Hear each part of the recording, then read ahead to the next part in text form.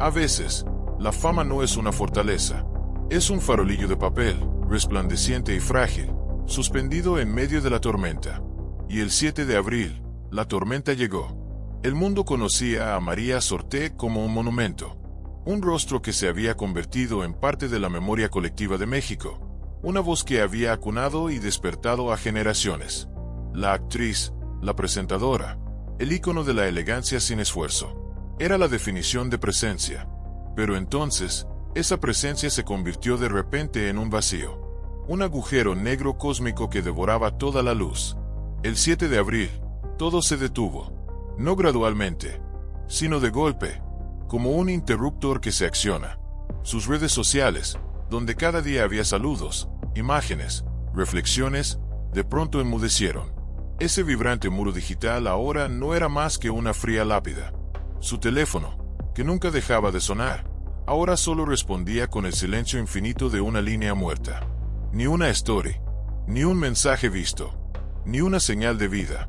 En un país donde las desapariciones suelen llevar nombres desconocidos, sembrando un dolor silencioso en familias anónimas, esta vez fue diferente. Esta vez, la ausencia tenía un rostro que todo el país conocía. El rostro de María. Y eso fue lo que convirtió una tragedia personal en un sismo nacional. Su silencio no era solo silencio. Era un rugido. Una acusación sin palabras. Esta no es la historia de una celebridad que se toma unas vacaciones sin avisar. Esta es la historia de una desconexión total, brutal y deliberada. Una evaporación de la faz de la tierra. Y fue ese vacío, ese espantoso hueco que dejó, lo que hizo sonar las primeras alarmas, no con un sonido, sino con su ensordecedora ausencia.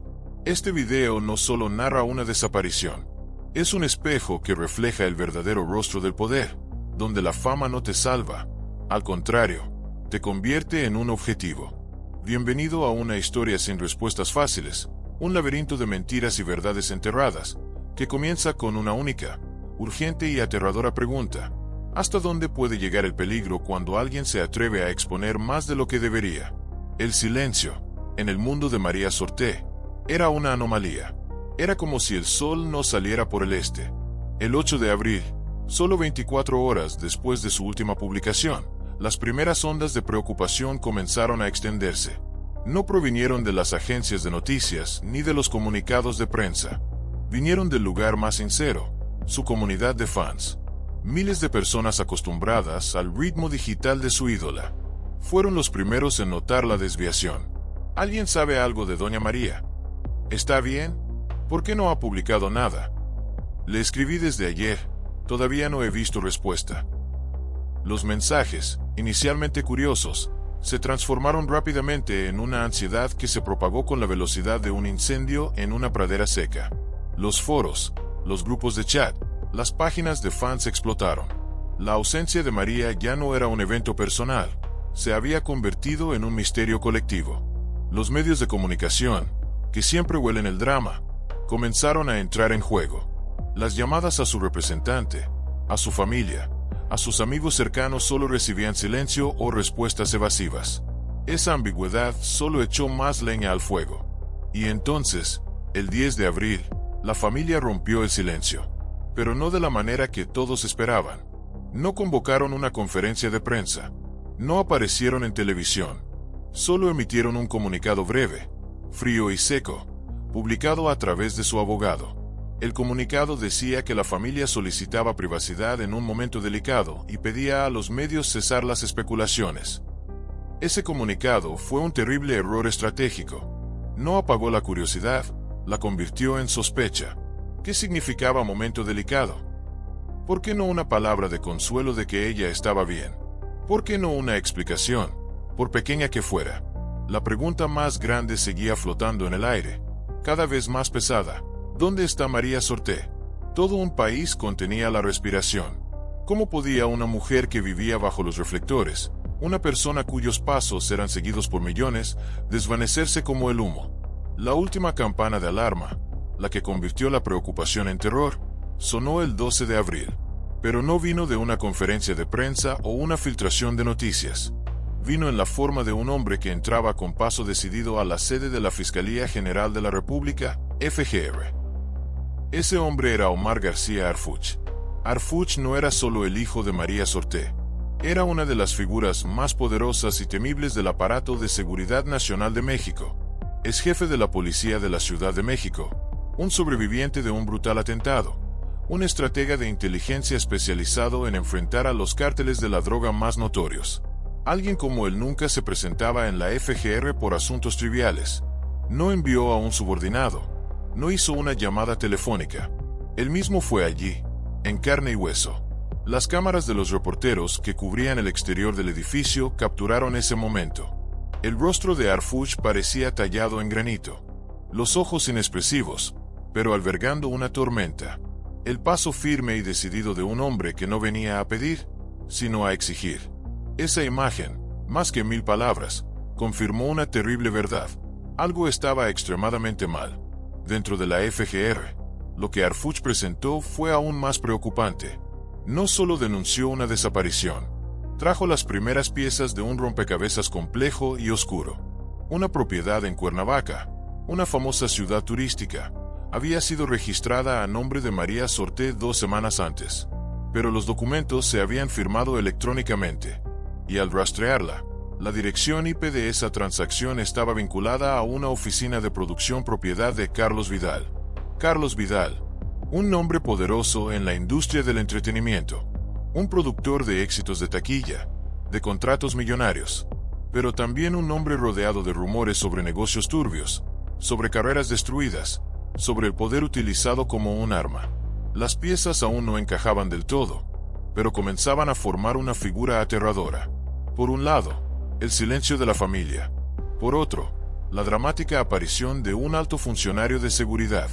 Y en medio, una turbia transacción inmobiliaria con un personaje de mala reputación.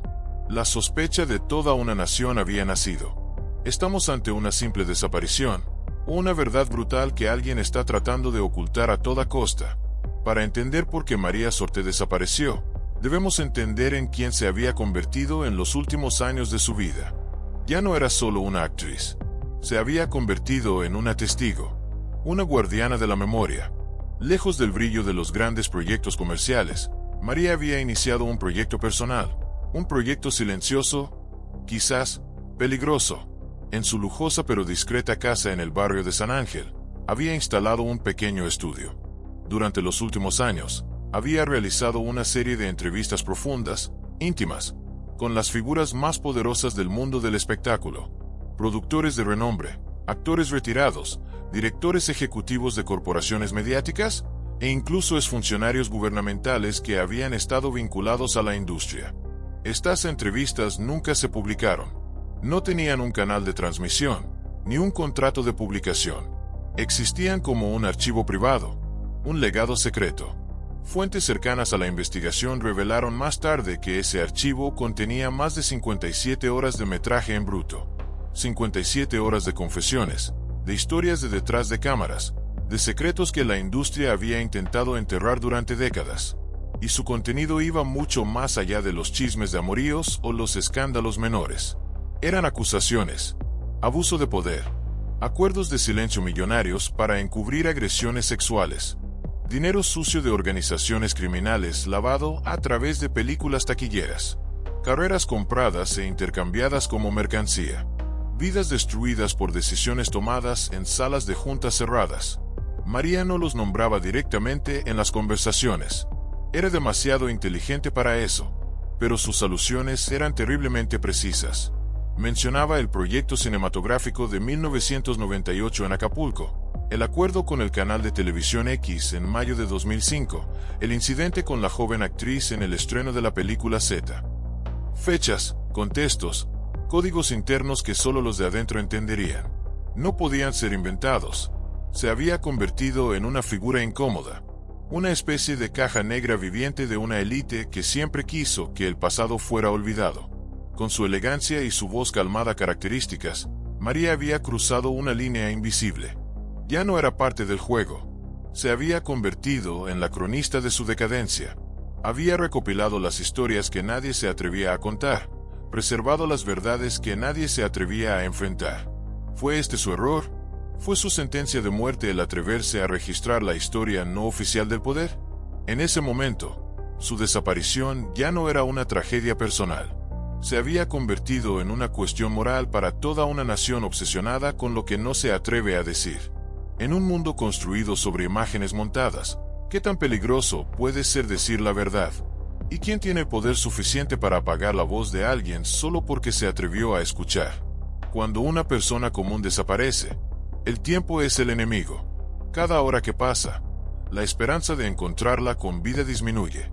Pero cuando María Sorté desapareció, el tiempo pareció distorsionarse.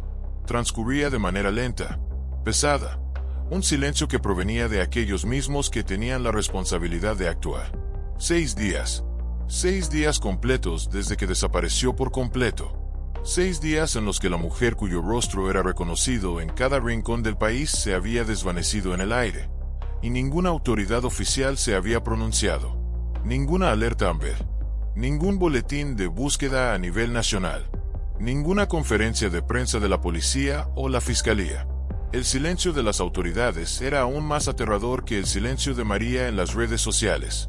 Era sistemático. Era deliberado. Era como un muro invisible erigido alrededor del caso. El comunicado oficial sobre la desaparición solo se emitió el 13 de abril, casi una semana después de que desapareciera. Y solo se emitió después de que la presión de los medios y las redes sociales se convirtiera en un tsunami imposible de ignorar. Pero incluso cuando apareció, ese comunicado fue un insulto a la inteligencia del público. Parecía una descripción escrita por alguien que no quería que la víctima fuera encontrada.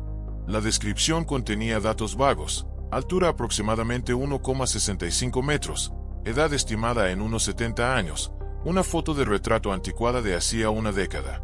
Lo más importante, carecía de información crucial. No había una cronología clara de sus actividades. No se mencionaba el último lugar donde fue vista. Sus movimientos en el periodo crítico del 6 al 7 de abril estaban completamente en blanco. Era un comunicado vacío. Un acto burocrático realizado por cumplir.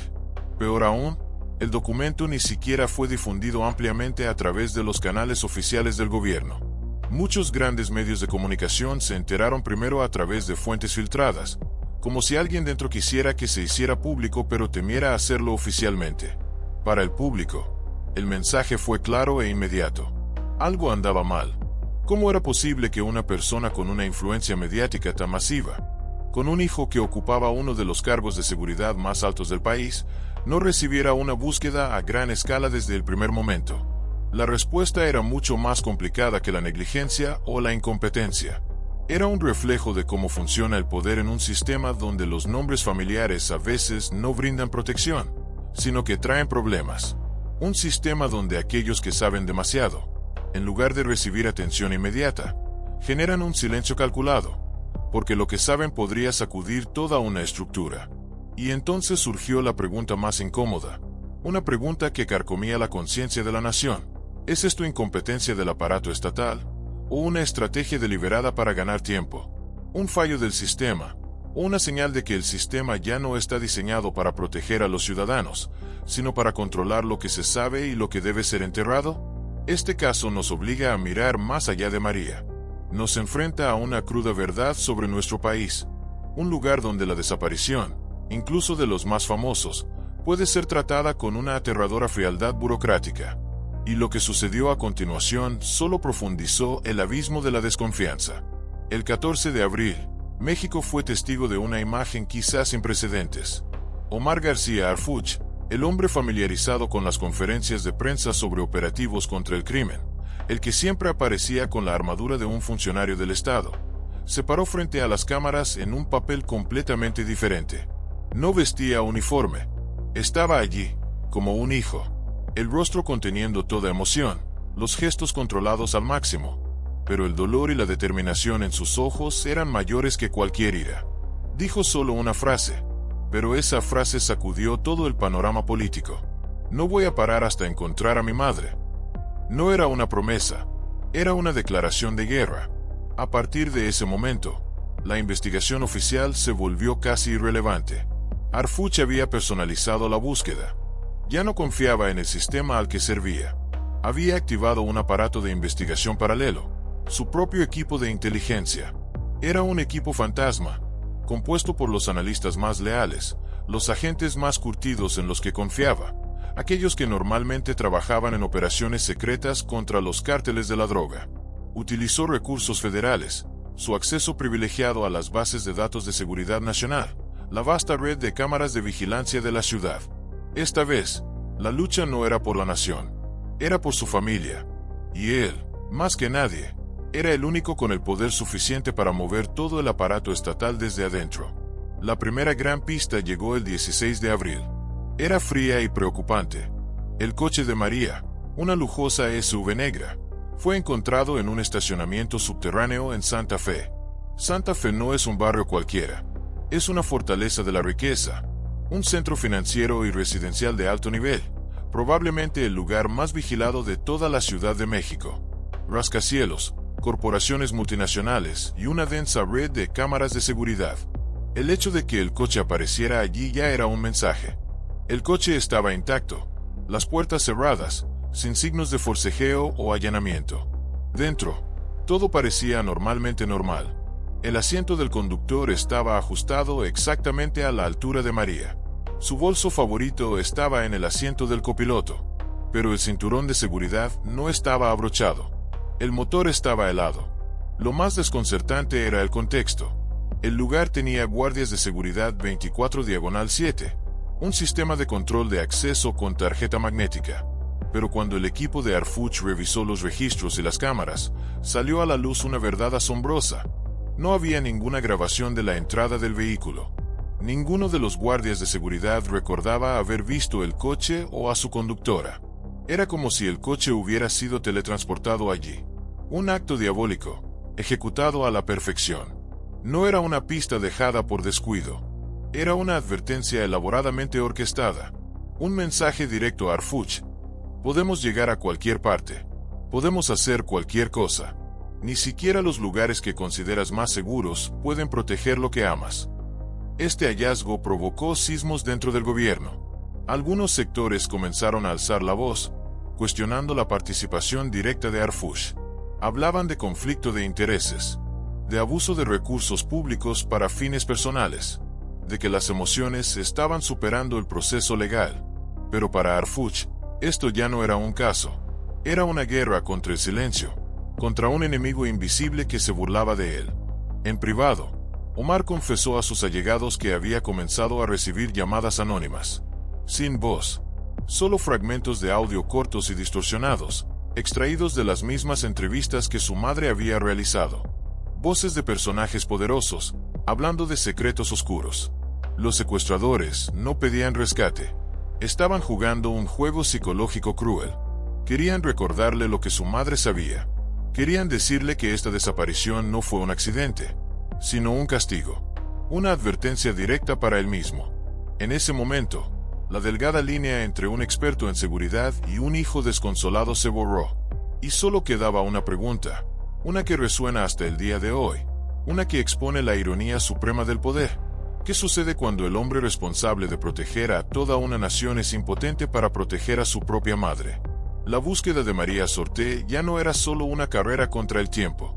Se había convertido en una excavación arqueológica, desenterrando las capas sepultadas de poder y dinero. Cuando el equipo de inteligencia de Arfuch amplió su investigación al espacio digital, no solo buscaban el rastro de una mujer desaparecida. Estaban siguiendo el curso de un río subterráneo, un río formado por millones de dólares, mentiras y silencios comprados. El 18 de abril, una sofisticada intervención digital, mantenida en el más absoluto secreto, permitió a los analistas de Arfuch acceder a 2 servidores encriptados. Estaban ubicados en otra propiedad a nombre de María Sorté en Lomas de Chapultepec, una de las zonas residenciales más ricas de América Latina. Lo que encontraron dentro no eran fotos familiares ni borradores de guiones. Era un archivo del lado oscuro de la industria del entretenimiento. Una colección alarmante. 17 acuerdos de confidencialidad, no firmados con figuras de primer nivel de la industria, desde actores y directores hasta ejecutivos. Cada acuerdo estaba vinculado a pagos masivos, obligando al receptor a un silencio perpetuo sobre incidentes no especificados. No eran acuerdos comerciales, eran mordazas de oro. 5 transferencias internacionales de dinero, a paraísos fiscales como Panamá y las Islas Vírgenes Británicas. Grandes sumas de dinero movidas a través de empresas fantasmas sin actividad comercial real. Y una carpeta titulada La Otra Historia. Este era el corazón de la oscuridad. Contenía material audiovisual nunca antes publicado. Videos de confesiones. Archivos de audio de reuniones secretas. Nombres, fechas y lo más sensible. Evidencia de la conexión entre la financiación de películas y la financiación de campañas políticas de alto nivel. Esta revelación cambió por completo la naturaleza del caso. Ya no era un secuestro común. Era un encubrimiento de proporciones masivas. La Fiscalía General de la República, FGR, ya no podía mirar hacia otro lado. Bajo la presión del propio Arfuch, la carpeta La Otra Historia fue transferida bajo custodia federal. Se activó oficialmente una investigación de alcance internacional. Pero con ello, también estallaron las tensiones internas. Una facción del gobierno acusó a Arfuch de filtrar información deliberadamente para presionar. Otra facción argumentaba que la estaba protegiendo en exceso, ocultando nombres que podrían causar inestabilidad política. Arfuch quedó atrapado en el medio, dividido entre la misión de encontrar a su madre y el peso de lo que había descubierto. En medio de esa tormenta política, una verdad se hizo más clara que nunca. No solo estaban buscando a una mujer desaparecida, estaban desenterrando una memoria que muchas personas poderosas querían que permaneciera enterrada para siempre. Una memoria que valía millones de dólares y que podría determinar el destino de toda una generación de políticos y magnates de los medios. El estruendo de una desaparición tan impactante debería haber sacudido los cimientos del mundo del espectáculo. Debería haber habido llamamientos a la justicia, publicaciones de apoyo, entrevistas llorosas de colegas.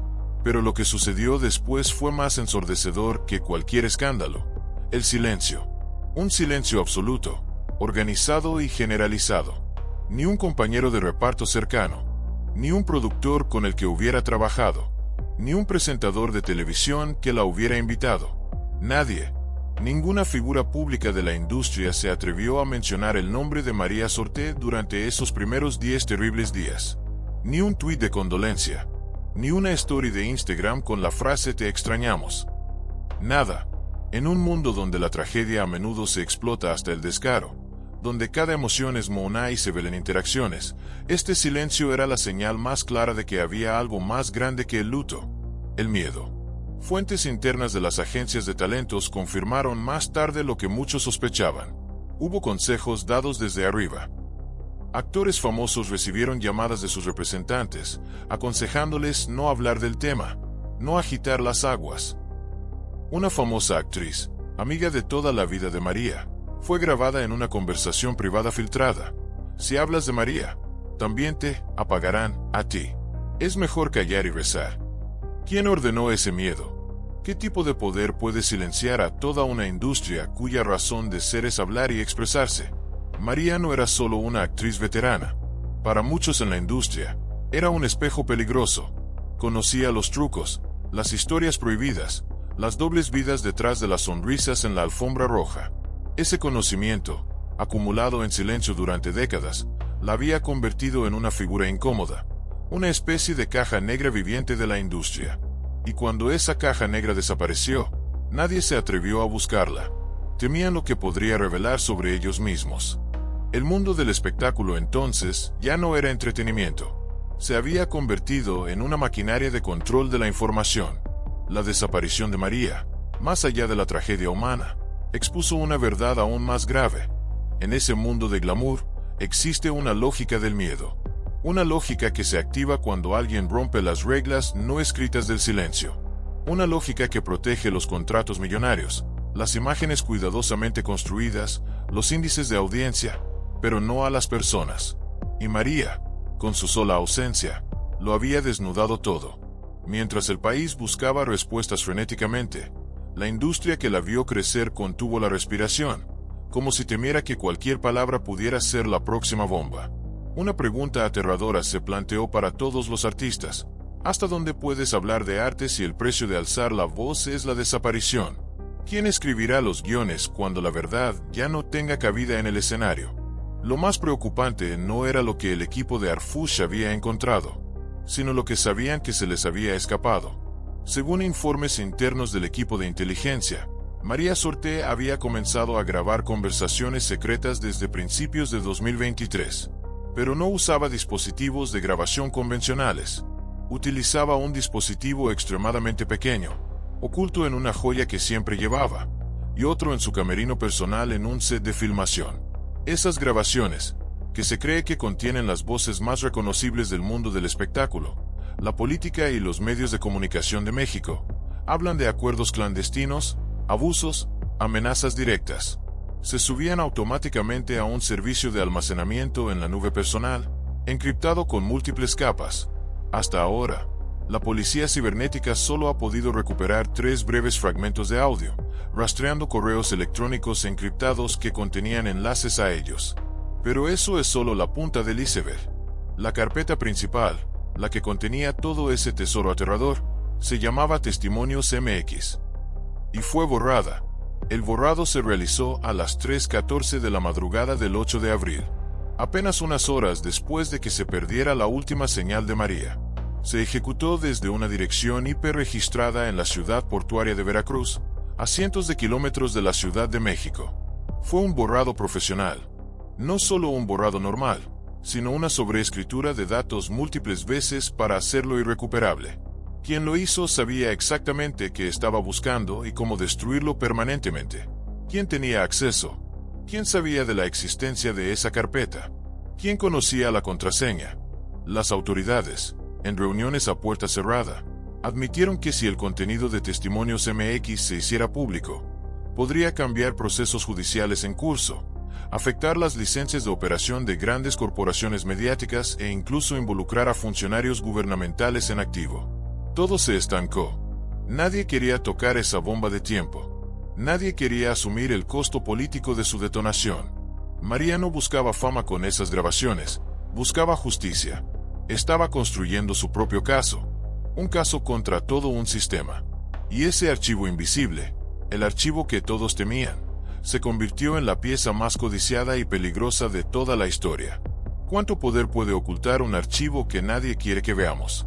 Y más aterrador aún, ¿cuántas otras Marías hay por ahí, en este mismo momento, grabando en silencio lo que todo un país se niega a escuchar? La desaparición de María Sorté no solo sacudió al país, cambió todo un ecosistema. El mundo del espectáculo mexicano, acostumbrado a las tormentas superficiales, esta vez enfrentó un terremoto desde las profundidades de la tierra. En las semanas y meses siguientes, se produjo un cambio sutil pero palpable. 4 actores famosos suspendieron abruptamente sus giras teatrales sin una razón clara. 2 grandes influencers de redes sociales, conocidos por su contenido de sátira política, cerraron sus cuentas. Al menos 6 presentadores de talk shows famosos cambiaron por completo su línea editorial, alejándose de temas sensibles y volviendo a contenidos de entretenimiento inofensivo. Nadie lo dijo públicamente, pero todos entendieron el mensaje. Porque lo que María reveló no fue una historia personal. Fue una radiografía de un sistema donde la fama no te protege, te expone. Donde tener muchos seguidores no es una garantía de seguridad, sino un aumento de la vulnerabilidad. Donde la presencia pública, paradójicamente, puede convertirse en una sentencia de muerte. Las agencias de representación comenzaron a incluir nuevas cláusulas en los contratos. No grabar fuera de los sets. Evitar temas políticos. No participar en proyectos de denuncia. Una fría ola de autocensura se extendió por la industria. El miedo se había convertido en un productor ejecutivo invisible. Una actriz veterana, amiga de María, resumió la atmósfera con una frase contundente en una entrevista anónima. Aquí hay dioses a los que no se puede tocar. María no solo los tocó, intentó grabar sus nombres, y luego desapareció. La búsqueda de María Sorté continúa, al menos nominalmente. Omar García Harfuch sigue su lucha, una lucha cada vez más solitaria y peligrosa. Pero para el resto del mundo, su ausencia se ha convertido en una presencia permanente.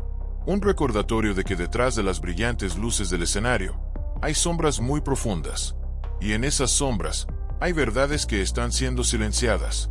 Cuando la verdad es asesinada, el vacío que deja nunca es silencioso. La naturaleza aborrece el vacío, y en el agujero negro creado por la desaparición de María Sorté, las hipótesis comenzaron a germinar. No eran solo rumores.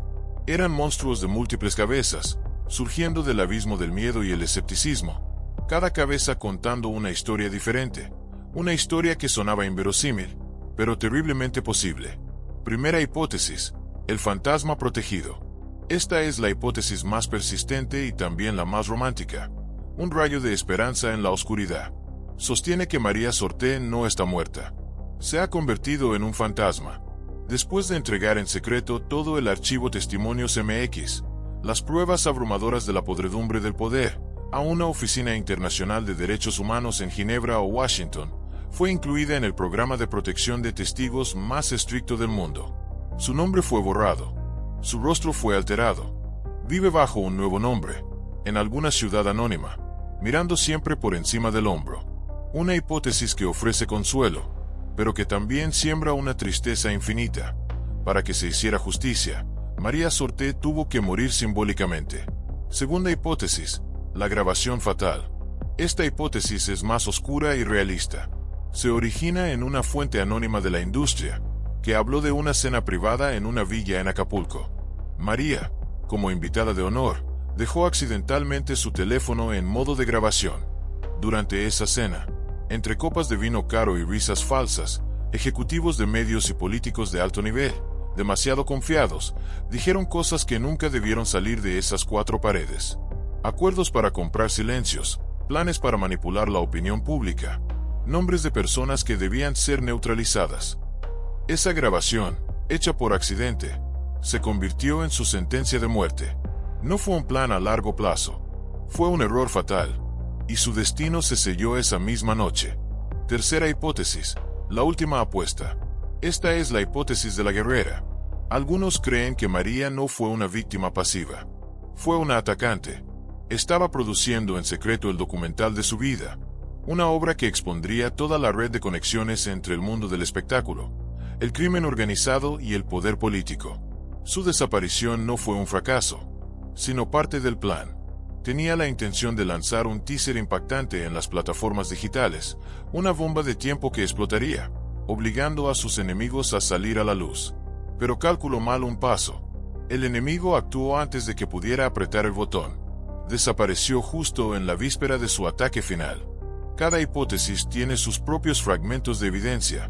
Un mensaje borrado recuperado, el testimonio de un ex empleado, una transacción financiera sospechosa. Se entrelazan, se contradicen, formando un laberinto de ecos donde la verdad y la mentira bailan un tango mortal. Y en el centro de ese laberinto, hay un hombre siendo destrozado por dentro. Lo más doloroso e irónico no es la existencia de estas hipótesis, sino que Omar García Harfuch, el hombre que ha dedicado su carrera a luchar contra los monstruos de México, el que tiene a su disposición el aparato de inteligencia más sofisticado, no puede confirmar ni desmentir ninguna de ellas.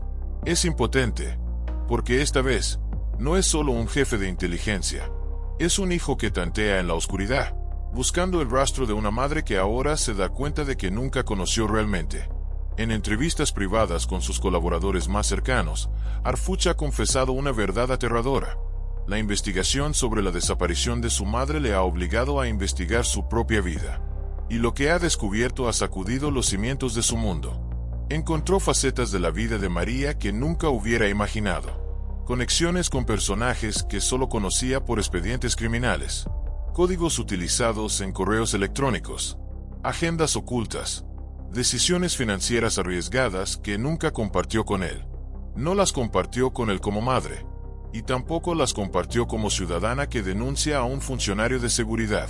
Actuó por su cuenta, en un mundo más turbio y peligroso que cualquier cártel de la droga al que él se hubiera enfrentado. Eso ha puesto a Harfuch en un dilema irresoluble, una tortura mental sin fin. ¿Hasta qué punto debe buscar la verdad si esa verdad podría destruir la imagen sagrada de la madre que siempre amó?